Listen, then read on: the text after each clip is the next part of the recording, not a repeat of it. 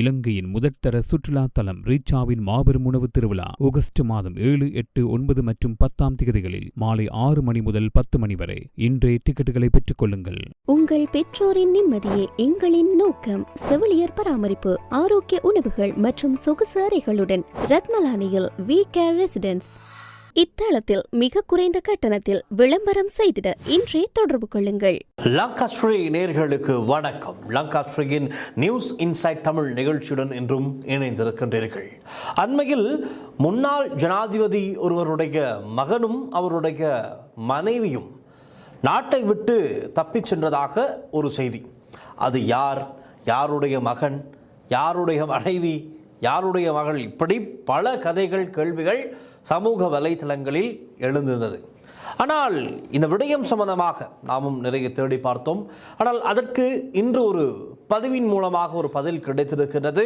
புலனாய்வு ஊடகவியலாளர் கீர்த்தி ரத்நாயக்க அவருடைய ஒரு ஃபேஸ்புக் பதிவில் தான் இந்த விடயங்கள் அனைத்தும் வெளிப்படுத்தப்பட்டிருக்கிறது.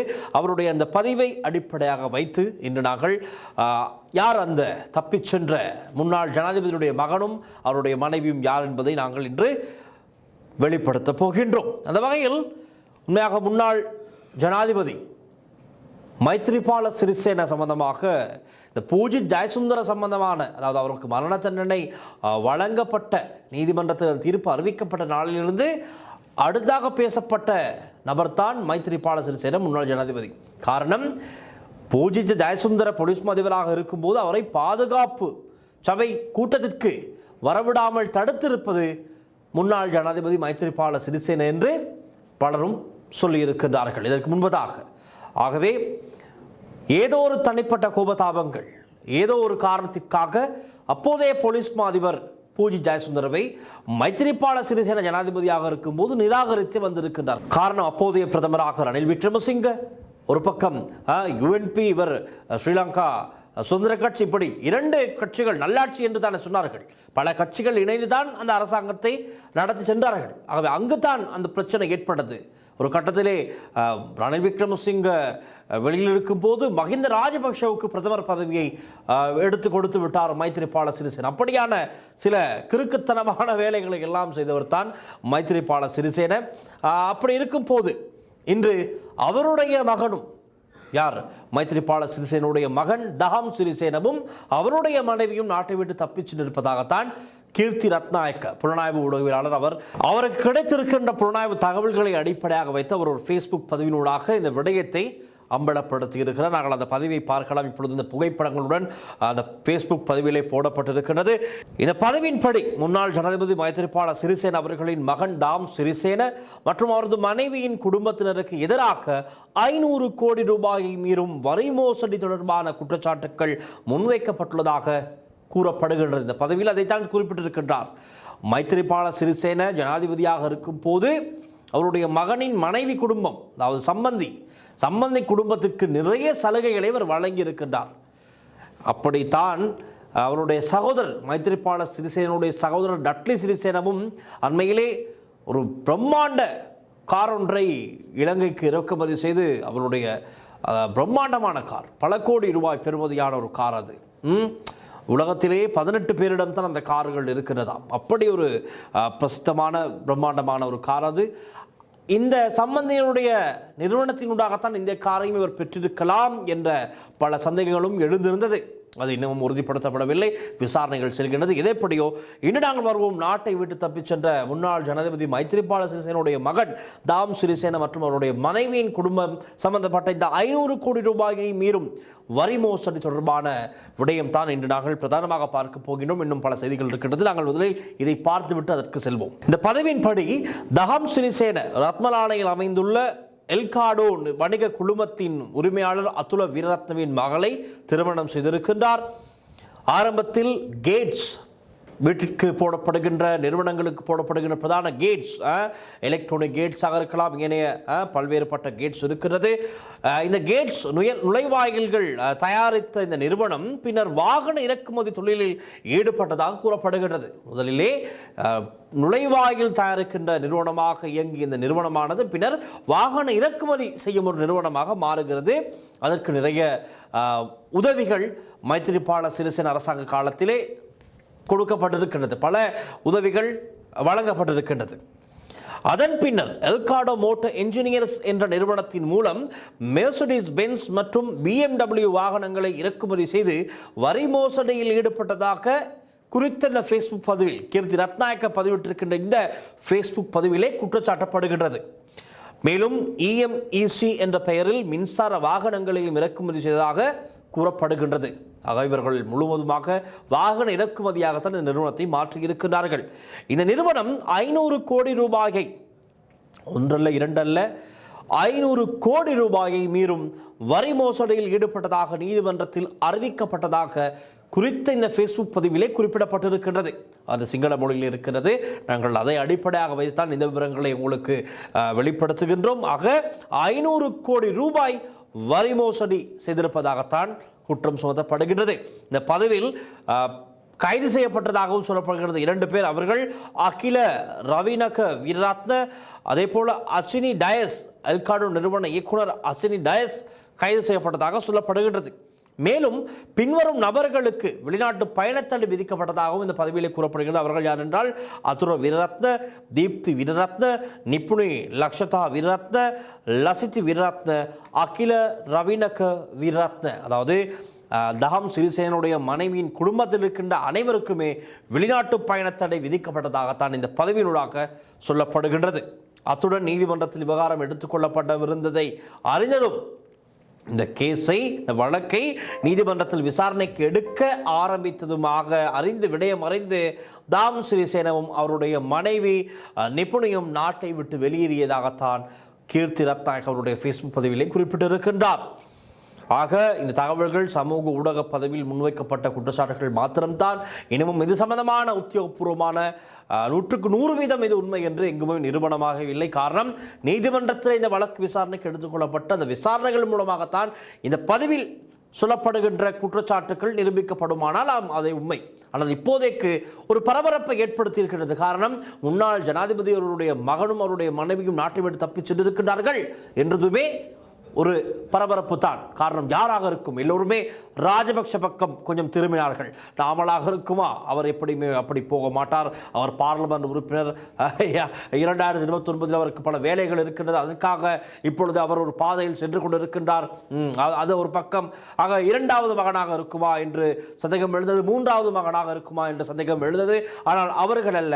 இன்று தான் ஒரு பதிவு, அதுவும் ஒரு ஊடகவியலாளர், சிங்கள மொழி புலனாய்வு ஊடகவியலாளர் பதிவு செய்திருக்கின்றார். தஹம் சிறிசேன, மைத்ரிபால சிறிசேனுடைய மகனும் அவருடைய மனைவியும் தான் தப்பி சென்றதாக சொல்லப்படுகிறது. அந்த புகைப்படங்களும் அவர்கள் பதிவிட்டிருக்கின்றார்கள். ஆகவே இது உண்மை தன்மை அறியப்பட வேண்டிய ஒரு சம்பவமாக இருக்கின்றது. பார்ப்போம், இனி விசாரணைகள் இடம்பெறும். விசாரணைகள் சம்பந்தமான ஒவ்வொரு விடயங்கள் எங்களுக்கு கிடைக்கும். நாங்கள் கிடைத்ததும் உங்களுக்கு அறியத்தர தயாராக இருக்கின்றோம். அந்த செய்தியுடன் அடுத்தாக நாங்கள் பார்க்கலாம். இன்றைய தினம் அமைச்சரவை தீர்மானங்களை அறிவிக்கின்ற ஊடக சந்திப்பு இடம்பெற்றது. இந்த ஊடக சந்திப்பிலே அமைச்சர் நளின் ஜெயதிசதான் கலந்து கொண்டிருந்தார். நிறைய விடயங்களை அவர் தெளிவுபடுத்தியிருந்தார். ஊடகர்கள் மத்தியில் இருந்த கேள்விகளுக்கும் பதில் வழங்கியிருந்தார். அந்த ஊடக சந்திப்பிலே பேசப்பட்ட மிக முக்கியமான விடயங்களை நாங்கள் அடுத்து விரைவாக பார்க்கலாம். இலங்கை அமைச்சரவை நீதித்துறையின் சுயாதீனத்தை வலுப்படுத்தும் வகையில் அரசியலமைப்பு மற்றும் நீதிமன்ற அமைப்பு சட்டத்தில் திருத்தங்களுக்கு ஒப்புதல் வழங்கியிருக்கின்றது. இந்த திருத்தத்தின் முக்கிய நோக்கம் நீதிமன்றங்களில் நிலுவையில் உள்ள வழக்குகளை விரைவாக முடிப்பதாக அரசு தெரிவிக்கிறது.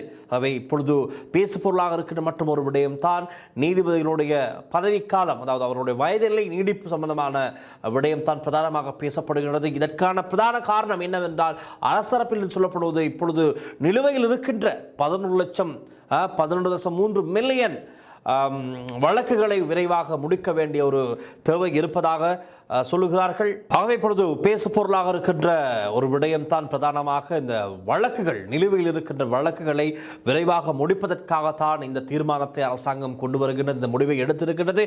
ஆகவே 1.1 மில்லியன் வழக்குகள், அதாவது 11 லட்சம் வழக்குகள் நிலுவையில் இருக்கிறது. இந்த வழக்குகள் எல்லாம் விரைவாக முடிக்க வேண்டும். இதில் நீதியை எதிர்பார்த்திருப்பவர்களுக்கு நீதி பெற்றுக் கொடுக்க வேண்டும். விரைவாக எவ்வளவு வருட காலமாக இந்த வழக்குகள் இழுப்பற நிலையாக இருக்கின்றது, வழக்குகள் மந்தமான நிலையிலே விசாரிக்கப்பட்டு வருகின்றது. ஆகவே விரைவாக இவற்றை முடிக்க வேண்டும் என்ற ஒரே ஒரு நோக்கத்திற்காகத்தான் இந்த திட்டத்தை கொண்டு வருவதாக அரசு தரப்பிலே சொல்லப்படுகின்றது. அதற்கு எதிர்த்தரப்பினர் பல்வேறு முட்டுக்கட்டைகளை போடுகிறார்கள், எதிர்ப்பினை வெளிப்படுத்துகிறார்கள். இருக்கிறார்கள்.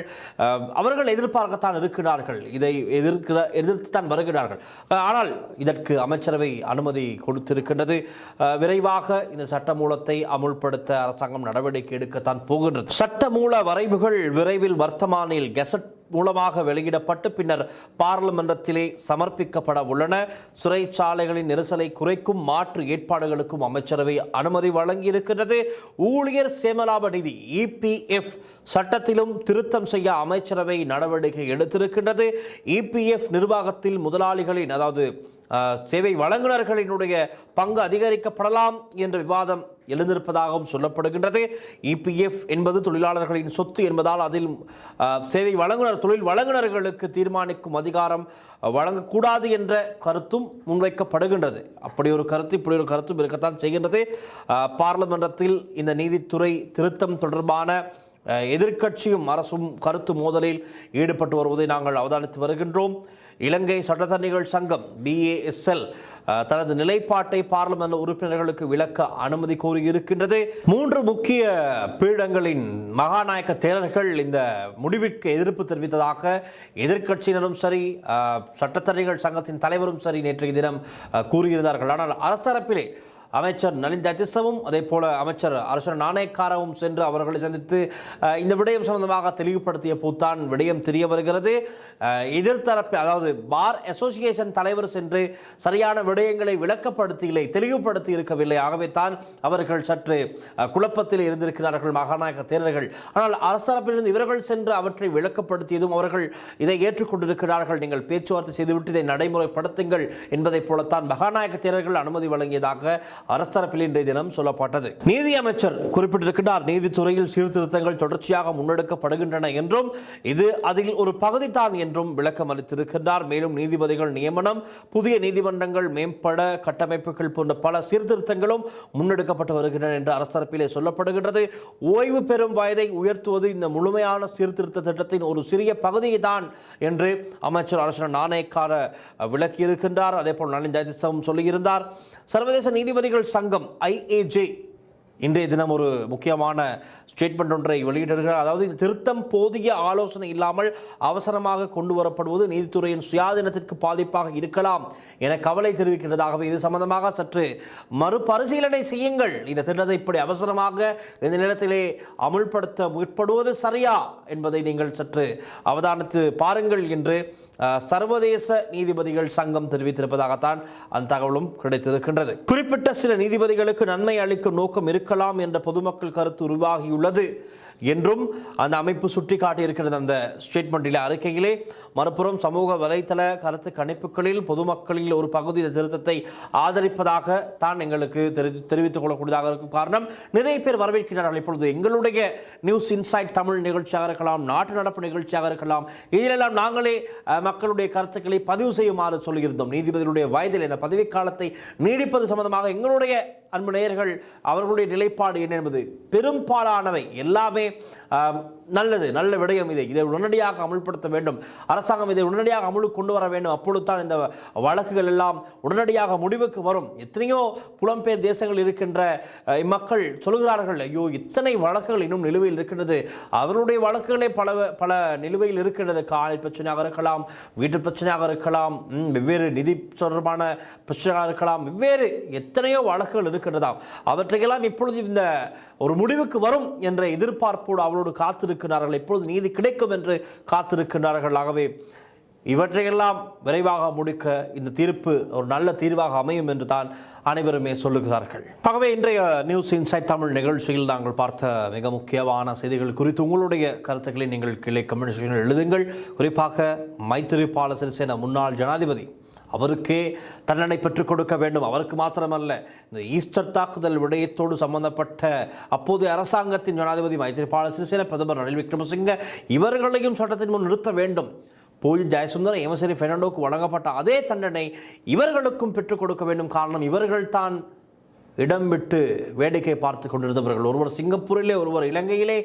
அப்படி என்றால் இது இவர்களுக்கும் தெரிந்திருக்கின்றது. இதற்கு முன்பதாகவே ஏப்ரல் 21 தாக்குதல் இடம்பெறுகிறது என்றால் ஏப்ரல் 7ஆம் தேதி 4ஆம் தேதி ஒரு அறிவிப்பு கிடைக்கின்றது, புலனாய்வு தகவல்கள் கிடைத்திருக்கின்றது.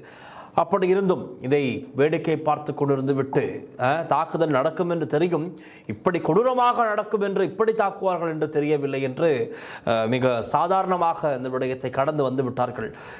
ஈஸ்டர் தாக்குதல் கட்டுவாப்பிட்டிய தேவாலயத்தில் இடம்பெற்று 1 மாதம் அல்லது 2 மாதத்தில் யுஎன்பி, அதாவது பிரதமராக ரணில் விக்ரமசிங்கே ஒரு அரசியல் கூட்டத்தையும் நடத்தி இருக்கின்றார். அந்த காட்சிகள் இப்பொழுது வைரலாக பகிரப்பட்டு வருகின்றது பலரால். பாருங்கள் எப்படியான ஒரு மனநிலையில் இவர்கள் இருந்திருக்கிறார்கள் அந்த காலகட்டத்திலே. ஆகவே நீதி தேடிக்கொண்டிருக்கிற, நீதி கேட்டுக்கொண்டிருக்கின்ற இந்த பாதிக்கப்பட்ட தரப்புக்கு நீதி கிடைக்க வேண்டும். தொடர்ந்தும் இது சம்பந்தமான விசாரணைகள் இடம்பெற்றுக் கொண்டிருக்கின்றது. இன்னும் பிரதானமானவர் யார்? சுரேஷ் சலே. அதே போல சுரேஷ் சலேவோடு சம்பந்தப்படுகின்ற பிள்ளையான் அசாத் மௌலானா, இவர்களுடைய வழக்குகள் இன்னமும் தொடர்ச்சியாக விசாரிக்கப்பட்டு தான் வருகின்றது. இந்த விசாரணைகள் செல்லும் வகையிலே எங்களுக்கு இன்னும் பல புதிய மேலதிக தகவல்களை தெரிந்து கொள்ளக்கூடியதாக இருக்கும். தொடர்ந்தும் அவதானித்துக் கொண்டு காத்து கொண்டிருங்கள். கிடைக்கின்ற தகவல்களை உடனுக்குடன் உங்களுக்கு தர நாம் தயார். எழுதுங்கள். இந்த மைத்ரிபால சிறிசேனுடைய மகனுடைய இந்த சம்பவம் தொடர்பில் உங்களுடைய கருத்துக்கள் என்ன என்பது எங்களுக்கு உங்களுடைய கருத்துக்கள் தேவை. மீண்டும் நாளைய நிகழ்ச்சி சந்திக்கலாம். லங்கா ஸ்டுடியோ எழுதுங்கள். ஒளிப்பதிவாளர் விஜயகுமாருடன் நான் டெலிசா மென்சன். நன்றி, வணக்கம்.